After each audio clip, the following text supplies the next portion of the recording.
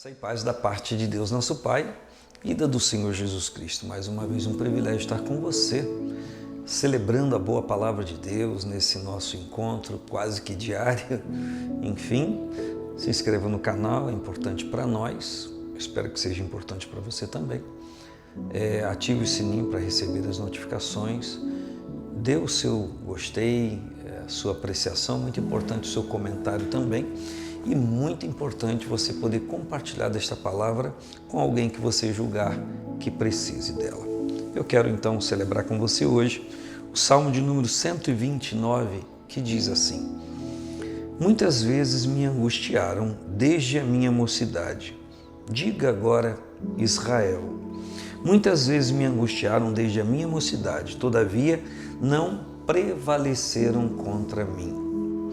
Interessante que esse versículo ou esses versos do Salmo 129 podem sim ser trazidos para uma meditação particularizada, individualizada. Mas o próprio versículo 1 assevera que está falando acerca de Israel, acerca de uma nação, acerca de um povo.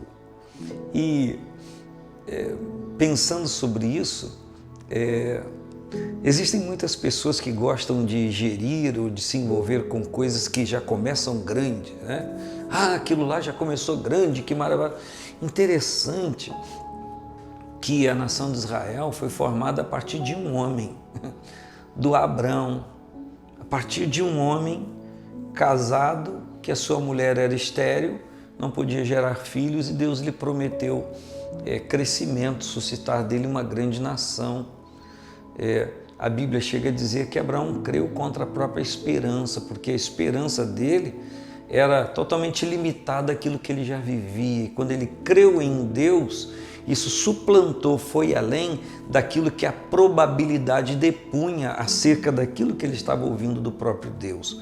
Ou, por que não dizer, que aquilo que estava no seu coração já de muito tempo, a palavra divina aos seus ouvidos, ao seu entendimento, foi totalmente contrária àquilo. Para o Abraão, a sua vida já tinha cessado, a probabilidade de um dia embalar um filho e um neto era algo totalmente descartado, e ao contrário, o que Deus promete para ele é que se ele obedecesse ao Senhor fazendo aquilo que o Senhor estava orientando, o milagre seria contínuo na vida dele, e a história depõe isso. Só que não obstante ao fato de, por conta de um homem, começar de um homem, Abraão, a nação de Israel crescer e, em meio a tantos episódios desgastantes de morticínio, sobreviver, não obstante a isso, ela foi angustiada, sofreu.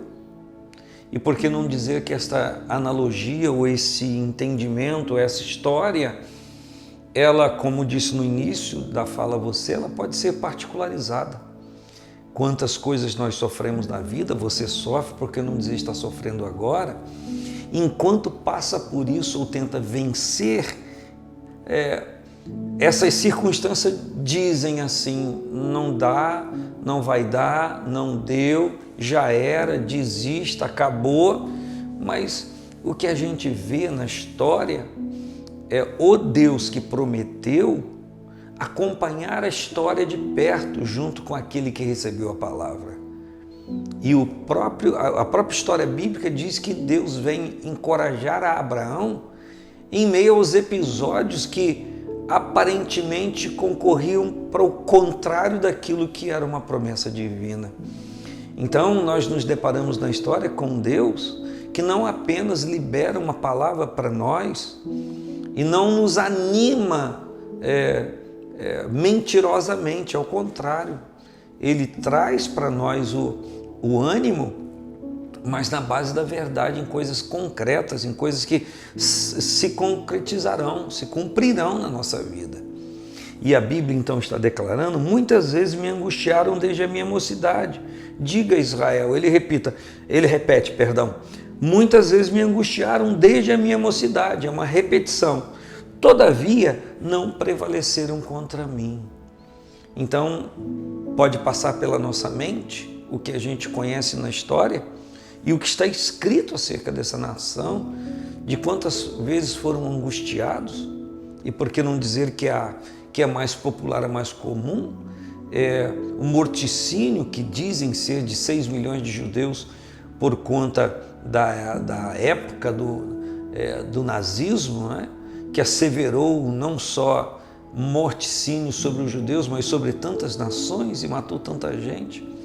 Esse seria talvez um dos episódios mais lembrados por todos, mas dentro da Bíblia, dentro das Escrituras Sagradas, nós vemos um complô contra a vontade de Deus, um complô que a gente poderia dizer infernal, para destruir, para aniquilar aquilo que Deus havia prometido. Mas o que é preciso acontecer para que tudo aquilo que foi liberado a alguém que recebeu a palavra se conclua, aconteça? O que é preciso acontecer para que isso aconteça? Aquele que recebeu a palavra não pode descrer, porque aquele que prometeu, diz a Escritura, que é fiel para cumprir. Mas se aquele que recebeu a palavra não permanecer ligado, relacionado com aquele que prometeu, obviamente que nesse campo de um que promete, outro que recebe a promessa, vai haver uma falha, um vácuo. Então é necessário que aquele que prometeu, aquele que recebeu a promessa, estejam juntos. E eu lanço então essa palavra para você, para mim, para todos nós, que olhando as Escrituras, orando, cremos em Deus e coisas divinas nascem em nossa mente, são compartilhadas à nossa mente. E é claro que contra a vontade de Deus um monte de coisa depõe, uma guerra, uma batalha travada, constante, que a gente precisa vencer, que você precisa, que eu preciso. Então, o que se faz necessário para que aquilo que está alimentado no seu coração pelo Espírito Santo aconteça? Que você não desista, que você não se afaste de Deus. Quantas pessoas na trajetória da sua vida têm se afastado de Deus? E não obstante esse fato, querem que tudo aquilo que em tese são promessas de Deus para a sua vida aconteça. Mas não estão próximos a Deus como quando receberam uma palavra. Ao contrário, deveriam estar mais próximos ainda, mas não estão. E aí o que acontece? Por fato de não esperar acontecer a promessa, está num posicionamento de espera indevido, e aí não se cumpre o que se espera, o que se ouviu.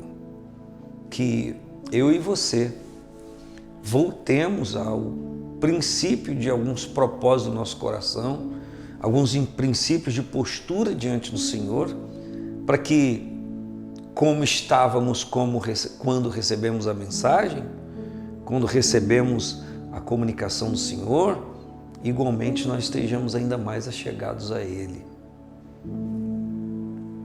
Todavia, não prevaleceram contra mim, embora me angustiaram.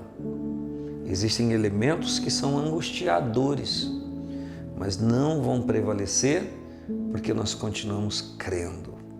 Ousamos crer quando aparentemente parece que tudo aquilo está depondo contra ao que nós esperamos.